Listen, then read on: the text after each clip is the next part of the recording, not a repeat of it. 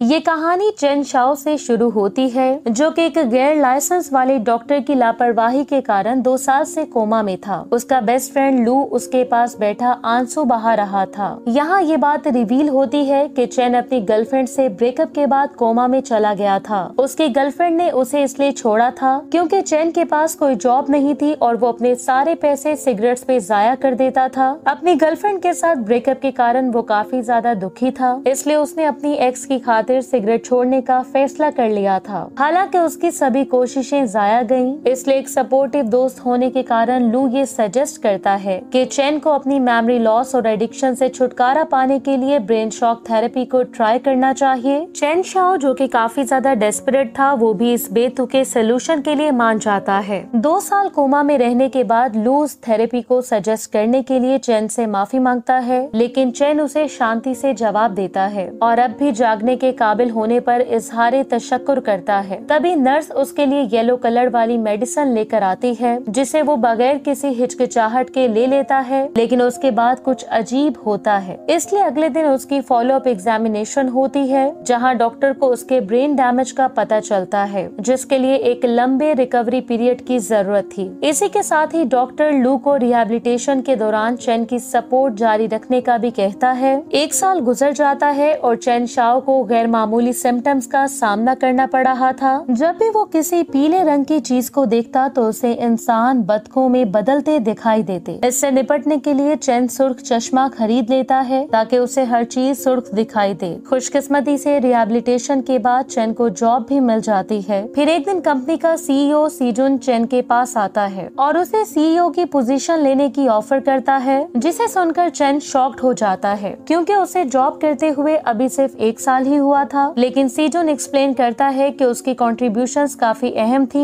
और कंपनी अब एक मेजर प्रोजेक्ट की तैयारी कर रही थी, जिसकी वजह से सीजुन कंपनी को एक जवान और बहादुर जनरेशन को सौंपना चाहता था। ये सुनकर चेन काफी ज्यादा एक्साइटेड हो जाता है क्योंकि इस मौके ने साबित किया था कि उसे अंडर एस्टिमेट नहीं किया जा सकता। लेकिन वो अपनी कंडीशन को लेकर भी फिक्रमंद था क्योंकि वो जब भी येलो कलर को देखता था तो उसके आसपास सब लोग बतखों में बदल जाते थे, जिनकी आवाज भी बतखों जैसी थी। इसलिए वो ये सोचने लगता है कि इस इशू को फेस करते हुए वो कैसे एक कंपनी को लीड करेगा। घर वापस जाते हुए वो इस प्रमोशन के बारे में लू को बताता है, लेकिन अभी कुछ भी ऑफिशियल नहीं था क्योंकि उसे अभी डाउट था, खासकर इसलिए क्योंकि वो अपनी स्ट्रेंज कंडीशन के बारे में पहले से नहीं जानता था। लेकिन लू उसे यकीन दिलाता है कि हर चैलेंज का कोई न कोई सोल्यूशन होता है। लीडरशिप की प्रैक्टिस के लिए लू उसे एक प्रोजेक्ट मैनेज करने की ऑफर करता है। अगली सुबह चेन एक अपार्टमेंट कॉम्प्लेक्स आता है जहां लू एक्सप्लेन करता है कि उसके पास एक एडवर्टाइजिंग टीम है जिसे वो खुद कुछ टाइम के लिए सुपरवाइज नहीं कर सकता था, इसलिए लीडरशिप ट्रेनिंग के लिए वो अपनी टीम चेन को सौंप देता है। उस टीम में फेंग जनान भी थी जो कि टीम मैनेजर थी और काफी ज्यादा टैलेंटेड भी। इसी के साथ ही हेजुन था जो कि स्क्रिप्ट राइटर था, हाइन जो कि जनान की असिस्टेंट थी, तायोंग जो कि कैमरामैन था और कियोंगसू जो कि एक एडिटर था। आखिर में लू इस उम्मीद का इजहार करता है कि चेन उन्हें अच्छे से लीड करेगा। उस दिन उसकी टीम कुकिंग कंटेंट बना रही थी। हेजुन एक्सप्लेन करता है कि इस तरह का कंटेंट व्यूअर्स का फेवरेट है क्योंकि जनान का खाना बेहद डिलीशियस था। चेन जो कि सेट पे मौजूद था उसे जनान की डिश टेस्ट करने का कहा जाता है। हैरानकुन तौर पर उसका रिएक्शन इतना ज्यादा इंटरटेनिंग था कि वो फौरन से वायरल हो जाता है। यहाँ जनान भी चेन के एक्सप्रेसिव चेहरे की तारीफ करती है और उनकी टीम रिएक्शन वाले कुकिंग कंटेंट के कॉन्सेप्ट को जारी रखने का फैसला करती है। ट्रैप हुआ और परेशान महसूस करने पर चेन लू को कई बार कॉल करने की कोशिश करता है, लेकिन वो मुसलसल उसकी कॉल्स रिजेक्ट कर रहा था। पर इसके बावजूद चेन अपना प्रोफेशनलिज्म बरकरार रखता है और अगला फिल्मिंग सेशन भी अटेंड करता है। वो सेट में एंटर होने ही वाला था कि तभी पीली जैकेट पहने डिलीवरी वर्कर वहाँ से गुजरता है जो कि उसकी कंडीशन को ट्रिगर कर देता है। लेकिन तभी जब जनान उसके पास आती है तो कुछ अनयूजुअल होता है। उसकी हेलुसिनेशन अचानक से गायब हो जाती है और सब कुछ वापस नॉर्मल हो जाता है। चेन कंफ्यूज था कि क्यों जनान बाकी सबकी तरह डक में नहीं बदली थी। सेट के अंदर चेन को एक पीली बतख का स्टैचू भी दिखाई देता है जो कि बिल्कुल उसकी हेलुसिनेशन से मिलता जुलता था, लेकिन इस बार उसे मामूल की अलामात का तजुर्बा नहीं होता। सारा दिन वो अपनी सोच में खोया रहता है और इसे समझने की कोशिश करता है।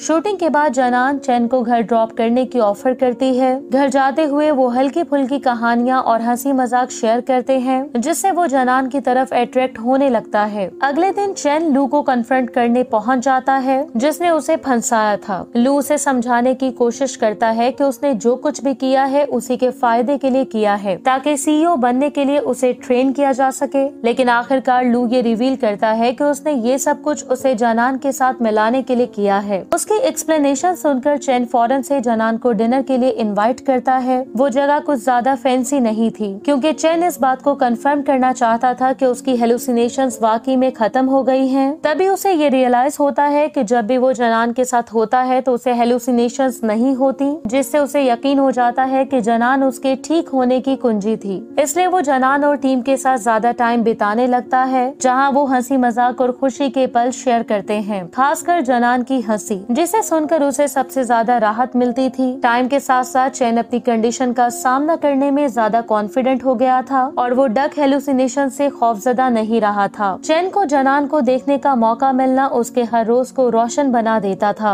एक रात हम लू को किसी वीरान जगह जनान से मिलते हुए देखते हैं। चैन उनकी बातचीत से आगाह नहीं था, लेकिन इस मुलाकात ने जनान को गहराई से इफेक्ट किया था। वो ज्यादा इमोशनल हो गई थी। उसके एक्सप्रेशंस आरजू और गर्मजोशी से भरे थे। चैन ने जब उसके लिए नूडल्स बनाए तो जनान के आंसू बहने लगे। जब चैन ने उससे पूछा कि क्या खाना ज्यादा मसालेदार है तो वो मना कर देती है, ये कहते हुए कि खाना तो काफी डिलीशियस था। जिस पर चैन उसे बताता है कि इसकी रेसिपी एक सीक्रेट थी जो कि उसने अपने जीवन में किसी बहुत ही खास शख्स से सीखी थी। उस रात उन दोनों ने एक रोमांटिक मूवी देखते हुए अपना टाइम बिताया। एक लम्हे जनान ने पूछा कि क्या चैन में उसे किस करने की हिम्मत है। ये सुनकर चैन की हार्ट बीट तेज हो गई। उसे लगा कि ये बहुत जल्दी हो सकता है, लेकिन वो उस लड़की को किस करने का मौका हाथ से जाने नहीं दे सकता था जिसे वो एडमायर करता था। लेकिन तभी उसे पता चलता है कि जनान तो सिर्फ मजाक कर रही थी, जिससे वो एम्बेरस हो जाता है। कई दिन गुजर जाते हैं और ऐसा लग रहा था कि पूरी टीम चैन को अब अपनी एजेंसी का हिस्सा समझती थी। आज उनका स्केड्यूल एक स्कूल में शूट करना था, जहां असल में चैन और जनान दोनों ही पढ़ चुके थे। हेजुन बताता है कि इस स्कूल में शूट करने की रिक्वेस्ट जनान की तरफ से आई थी। ये सुनकर चैन खुश भी था और क्यूरियस भी, और वो ये याद करने की कोशिश करता है कि क्या वो स्कूल के दिनों में जनान को जानता था।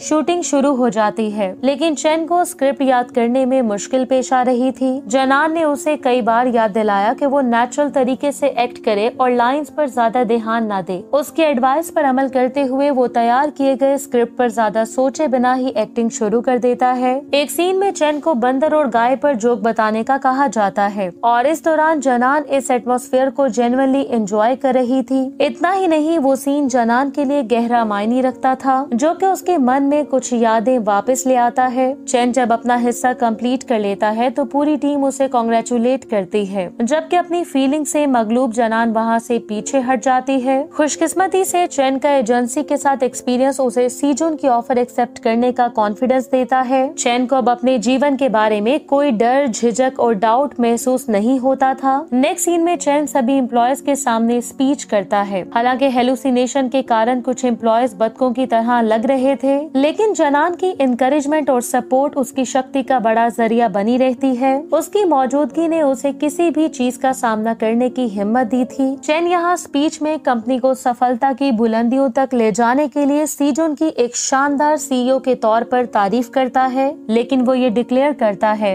कि उसकी लीडरशिप में ये कंपनी इससे भी ज्यादा बुलंद सतह तक पहुंचेगी। इसके बाद चैन अपनी कामयाबी को जनान की टीम के साथ सेलिब्रेट करता है। हर कोई उसकी कामयाबी पर खुश था, लेकिन इस खुशगवार शाम के लम्हों में भी जनान गैर मामूली तौर पर चुप लग रही थी। तभी हेजुन खड़ा होकर अनाउंस करता है कि जनान को कुछ कहना है। सब लोग जब चुप हो गए तो जनान ने टीम को छोड़ने का अपना फैसला बताया। वो एक्सप्लेन करती है कि वो इस टीम के साथ 3 सालों से है और उसका मानना था कि 3 साल काफी होते हैं, इसलिए वो टीम से अलग नए चैलेंजेस की तलाश करना चाहती थी। उसकी ये अचानक अनाउंसमेंट चैन को कंफ्यूज कर देती है, लेकिन चैन को लगा कि उसके फैसले पर सवाल उठाना या उसे इन्फ्लुएंस करना उसका काम नहीं है। उसी रात जनान ने टीम का हिस्सा बनने पर चैन का शुक्रिया अदा किया। हाथ में वाइन का ग्लास लिए उन्होंने एक दूसरे को ऐसे देखा जैसे ये एक इमोशनल फेयरवेल हो, लेकिन यहाँ वो बेचैन लग रही थी। ये इम्प्रेशन देते हुए कि ये अलैदगी सिर्फ टीम को छोड़ने की नहीं थी, बल्कि एक ऐसे शख्स को छोड़ने के बारे में भी थी जिसे वो बहुत प्यार करती थी। जनान को गए हुए 2 माह गुजर चुके थे और चैन ने एजेंसी की टीम की पूरी जिम्मेदारी लेना शुरू कर दी थी। उसके ऑफिस के सभी एडवर्टाइजिंग प्रोजेक्ट्स उसकी टीम हैंडल करती थी,